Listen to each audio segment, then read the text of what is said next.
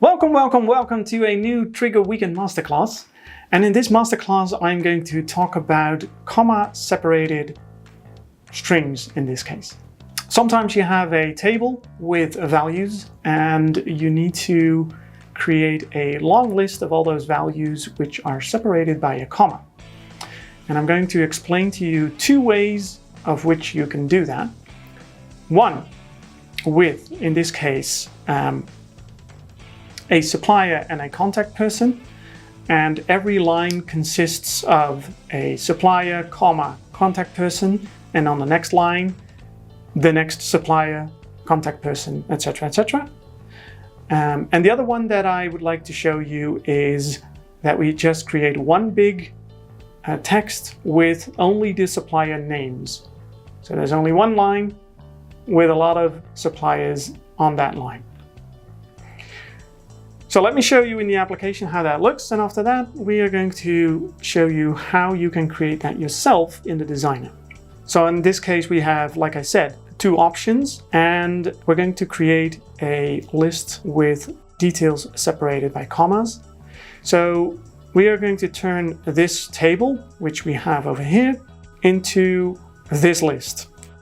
Well, as you can see, computer house, comma, Jane Doe, enter, next line, laptop house, comma, laptop house, as you can see here. Next line, Triggre, Robin Doe. Also, we are going to create one long line with all the supplier names. So the list of items that we have here, computer house, laptop house, Triggre, etc., are going to be shown as computer house, comma, laptop house, comma, Triggre, comma, Triggre1, comma, Triggre2.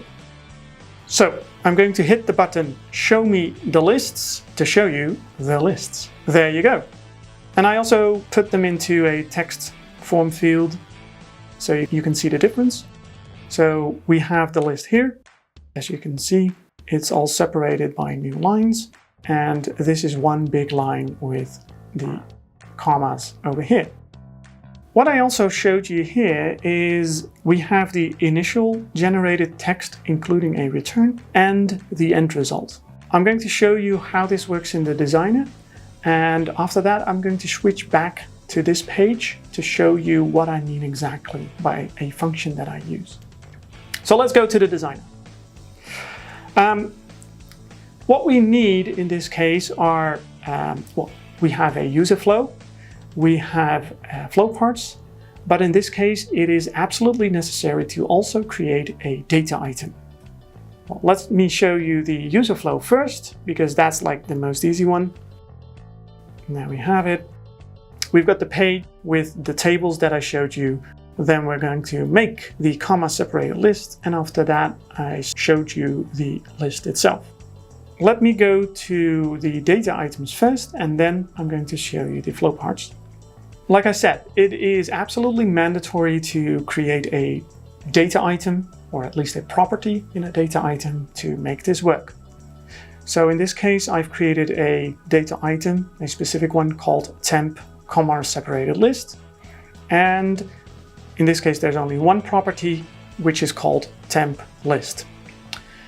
Technically, you can place the property temp list in any data item that you would like, as long as you're able to, retrieve that value. That's the most important thing. So you always need that property. And let me show you why that is in the flow parts. So in this flow part, like I said, I've created two different lists and I've put it into the same flow part. First, I'm going to show you how it works with the first one, where we have a list with suppliers and contact persons to create into, a big text which is separated by on new lines. And the second part will be a single line with all the supplier names. So what do I do?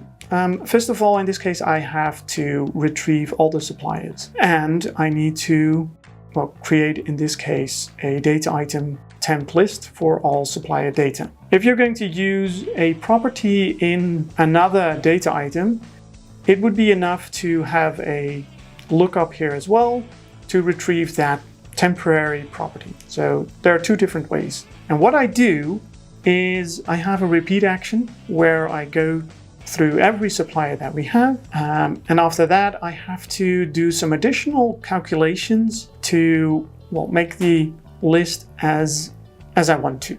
Let's put it like that. So what we have here, if I go to each supplier, what I do is I create a calculation, and after that, I save that calculation. So the calculation itself, what does it do?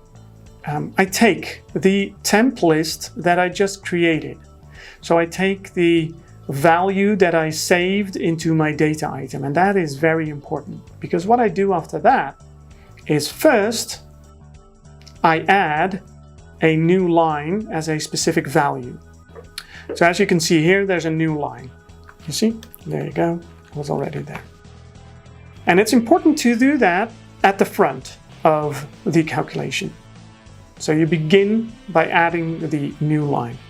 After that, I add the supplier, I add a comma, and I add the contact person. So what I actually am creating is new line, supplier, comma, contact person. And with the next iteration of the repeat action, another new line, supplier, comma, contact person, new line, supplier, comma, contact person, etc., etc., etc. So in the end, I've got a big list with all the items.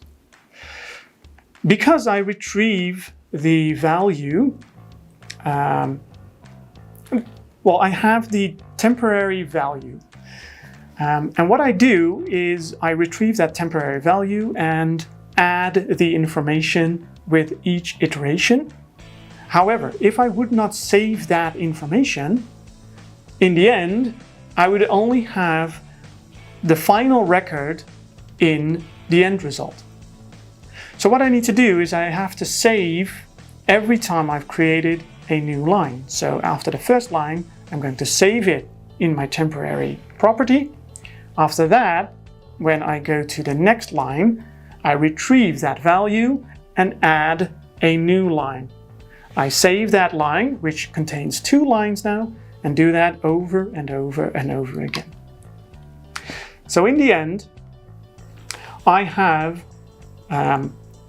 new line, supplier, contact person, then a new line, supplier, contact person. However, that also means that I also always start with a new line. Now let me show you what I mean by that by going back to the normal application. So you can see that over here. So this is the initially generated text, including the new line. So I start with the new line, which is at the top here. So you see no values after that. Then I add computer house Jane Doe. Next item in the repeat action is add a new line, laptop house, then add a new line.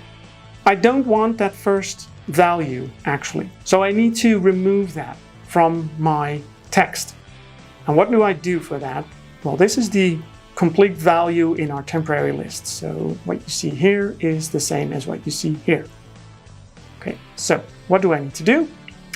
I need to cut the first new line of the entire text. And we have a function for that in Triggre. So what do? We cut the temporary list and we cut it from the second character to the end, because the new line is seen as one single character. So I cut it off and I keep everything what's after that.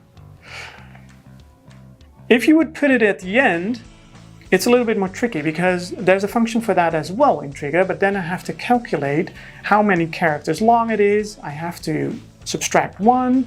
I have to say from beginning to character XYZ. So this is like the most efficient way to do that. So that's why we put the new line at the front and not at the end. In this case, I removed the temp list because, I like to clean up the temporary things that I use. But that depends on, how you do this. So that is this particular case. So supplier, contact person, next line is supplier, contact person. Now I'm going to show you how you can create one line separated by commas, like this one over here. It actually works in the same way. So again, you need a temporary item. which I created over here. I have the list with suppliers again, which I go through in a repeat action. However, instead of starting with a new line, I start with a comma. So I have the temp list again, of course, because, well, I have to create an entire list of all the items. So I take the value that I've saved, add a comma, and after that, add the supplier. And what happens in the next iteration of this repeat action, we add another comma plus the supplier name, next iteration, comma, supplier name, comma, supplier, etc., etc., etc. And just like with the other one, we need to save in each iteration the temporary value. So we can create one big one, else you'll only have the final one. However, we have exactly the same problem here as with the other one. So I'm going to go back to the actual application. You can see that here as well. So the initial generated text is including a comma at the beginning, which you can see over there. And I would like to have it like this. So technically, I do exactly the same. I cut off the first comma. So what do? Cut, take the temp list value from 2 till the end, and then I've got the final text that I would like to have. And that's it. And you can use this, for instance, sometimes it's used in interface messages or other things where you would like to show multiple values in the same property of a data item, for instance. Show how to make a comma separated list? Check. Like the video? Check. And subscribe to the channel? Check.